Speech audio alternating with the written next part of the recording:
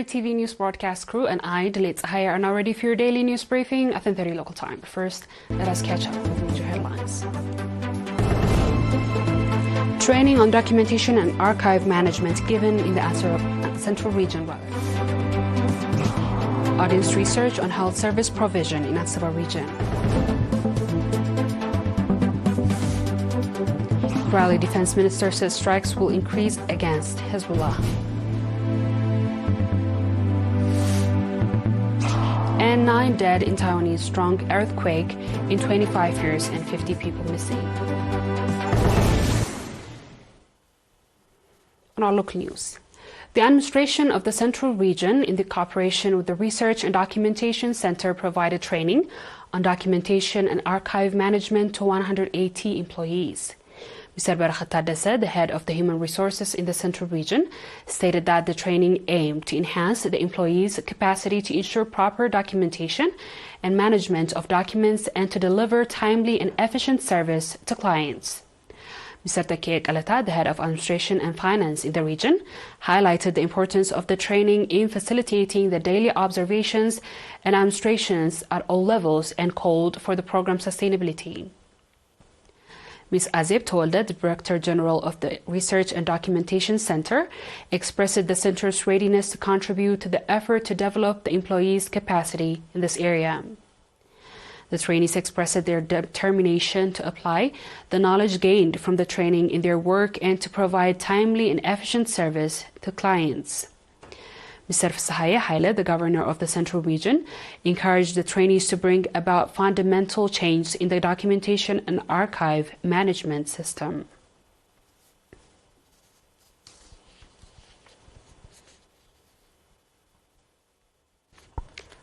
Mr. Sfamikael Haile, the head of the health service at the Ministry of Health branch in the Anaba region, reported that audience research and health service provision conducted in 2023 has aimed a significant contribution in the development of the sector.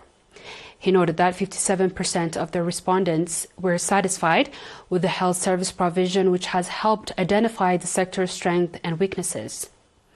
Mr. Sfamikael discussed on the expansion of health facilities, mentioning that the line with the Ministry of Health policy to ensure citizens have access to health services within 10 kilometers of their residence, 68% of the region's populace now receive health service within an hour travel from their homes. He added the ministry has established health offices in 9 subzones within the region in adherence to the policy providing efficient and safe health services. This office significantly contributes to information gathering and timely response to the new cases and disease outbreaks. Mr. Sfamikael also urged the public to enhance their participation and support for the sustainability of the health facilities in their area.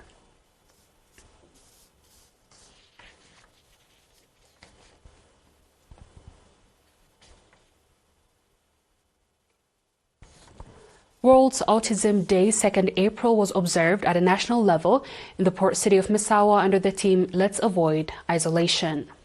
Mr. Emmanuel Adhanom, the chairman of the National Association of Intellectual and Developmental Disability branch in the Northern Red Sea region, stated that this marks the 5th national observation and the 13th international observation of the day.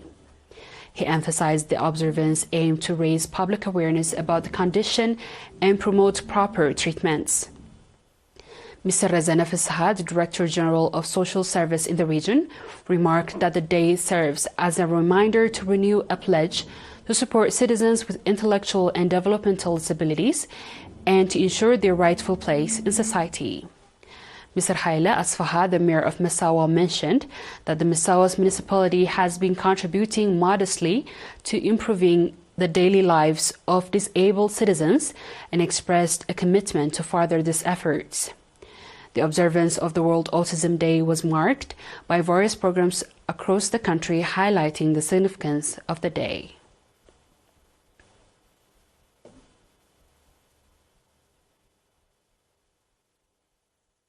The viewers will be back with the international news shortly. Stay tuned.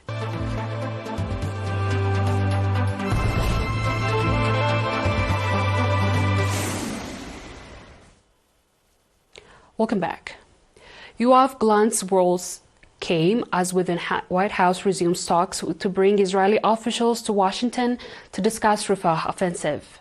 Israel's Defense Minister Yoav Gallant said military will expand campaigns, hinting the Israelis alleged government airstrikes in Syria. Defense Minister Yoav Gallant said the military will expand the campaign and increase the rate of attacks in north, following the assessment at the IDF Northern Command in Save. According to Syrian sources, about 40 people were killed in the strike. The Britain-based Syrian Observatory from Human Rights and Opposition War Monitor said 36 Syrian troops, 7 Hezbollah fighters, and Syrian members of the Iran-backed group died. And dozens of people were wounded, calling it a deadliest attack in years.